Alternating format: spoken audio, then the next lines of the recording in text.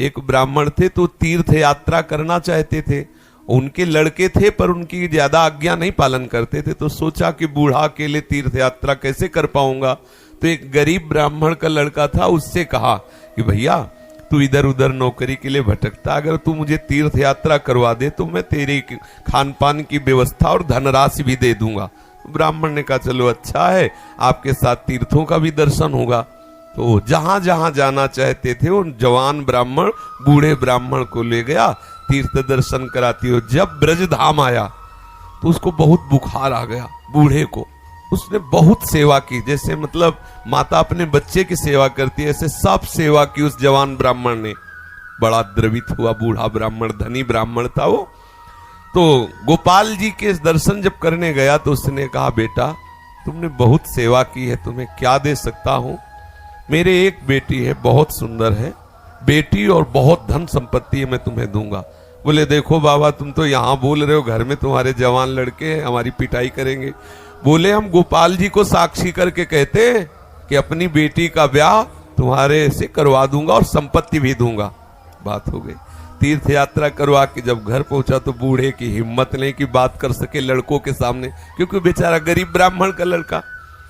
महीना भर सोचता रहा कि कभी न कभी तो सूचना दे, वो तो सूचना नहीं। तो घर गया उनके और बोला देखो बाबा आपने कहा था कि तुम्हारा, लड़कों ने धक्का लगाया और 2-4 थप्पड़ लगाए कि तेरी सामर्थ्य क्या है कि तू मेरी बहन से ब्याह करने की बात सोच सके। बोले नहीं बाबा ने कहा था। अब लड़कों की वो स्वरूप देख करके बाबा बदल गए। उनका हमें नहीं याद है कि हमने कुछ कहा था। अब उसने कहा अरे नहीं तुमने तो गोपाल जी के सामने कहा था। उनका हमें याद ही नहीं कि हमने तुमसे कुछ कहा है। पीट के भगा दिया। और उस लड़के को इस बात का बुरा लगा कि तीर्थ यात्रा करके आया और कह रहा कि मुझे याद नहीं है। अब मैं अपनी तरफ से तो कहा नहीं था ब्याह करने की, और इसने हमारा अपमान भी करवाया, अब तो ब्याह करके ही रहेंगे। उसके जिद चढ़ गई। उसने पंचायत बुलाई और पंचायत में कहा कि इसने हमें तीर्थ यात्रा के लिए प्रेरित किया, तीर्थ यात्रा ले गया, मैंने इसकी सब सेवा की, इसने ठाकुर जी के सामने मेरे ब्याह की बात कही। तो बोले कोई और गवाही दो तब बात बनेगी। बोले गवाही में तो केवल हम ही और ये बुढ़ा और ठाकुर जी थे। तो बोले अब भाई गवाही तो दो में क्या, तुम जो कह रहे हो कि इन्होंने कहा वो कह रहे नहीं कहा, तो तीसरा चाहिए। वो तीसरे में तो ठाकुर जी थे। बोले अगर गवाही दे दें तो ब्याह हम जबरदस्ती करवा देंगे। पंचायत पहले लगती थी गांव में, जैसे होता है ना न्यायालय, तो छोटा मोटा न्यायालय समझो गांव का, पंच लोग जो निर्णय कर देते थे फिर वही होता था। तो बुढ़े से कहा तो बुढ़ा राजी हो गया, क्योंकि उसे पता था गोपाल जी थोड़ी आएंगे। उसने कहा अगर गोपाल जी कह दें पंचों के बीच में आके कि हाँ हमारे सामने ब्याह की बात हुई थी, तो अब किसी की बात नहीं मानेंगे, हम ब्याह कर देंगे। लड़के भी राजी हो गए, क्योंकि सबको पता था कि कोई ठाकुर जी मूर्ति थोड़ी चल के आएगी। और उसने मूर्ति नहीं माना था, उसने साक्षात ठाकुर जी माना था।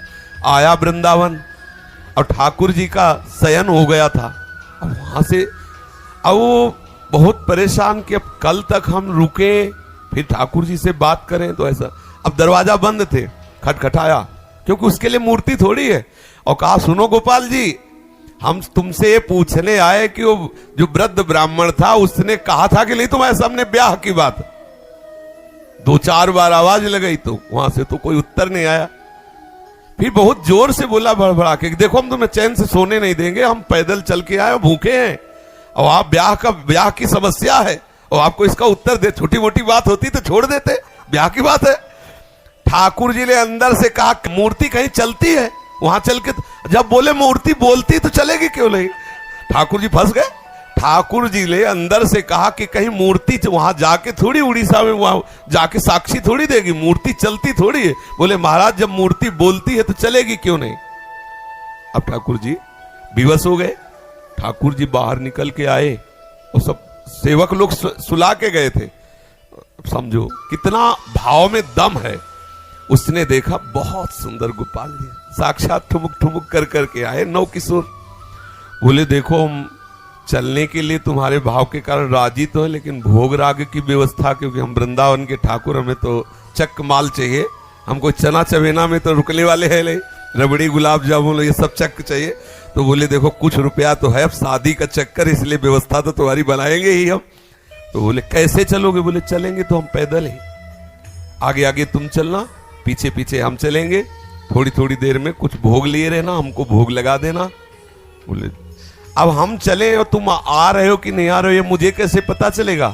बोले नूपुरों की ध्वनि तुम्हें सुनाई देगी, अगर पीछे मुड़ के देख लिया तो जहां से मुड़ोगे वही हम खड़े हो जाएंगे, आगे नहीं चलेंगे। बात तय हो गई, चल दिए ठाकुर जी। अब आप देखो क्या मूर्ति है। अब वो बीच बीच में भोग लगाता हुआ जब अपने गांव के नजदीक पहुंचा तो सोचा केवल नूपुरे बज रहे हैं कि आ भी रहे हैं। मुड़ के देखा तो ठाकुर जी खड़े। बोले चलो, बोले अब नहीं, अब सबको लिवा के यहीं लाओ क्योंकि हमारा तुम्हारा वादा था। तो बोले कोई बात। गांव में दौड़ता हुआ गया, सबसे हल्ला मचा, वृंदावन के ठाकुर पधारे साक्षी देने के लिए। अब तो भीड़ इकट्ठा, साक्षात ठाकुर। अब सब पंच आ गए, तो अब पंचों के सामने बुढ़े को कुछ बोलने की हिम्मत नहीं रही। ठाकुर जी ने सबके सामने उस भक्त की वचन रक्षा के लिए बोले और कहा हमारे सामने का ब्याह हुआ। अब आप सोचो, अगर ये कोई बात सतयुग की नहीं है, ये बात सतयुग की नहीं है, ये कलयुग की ही बात है।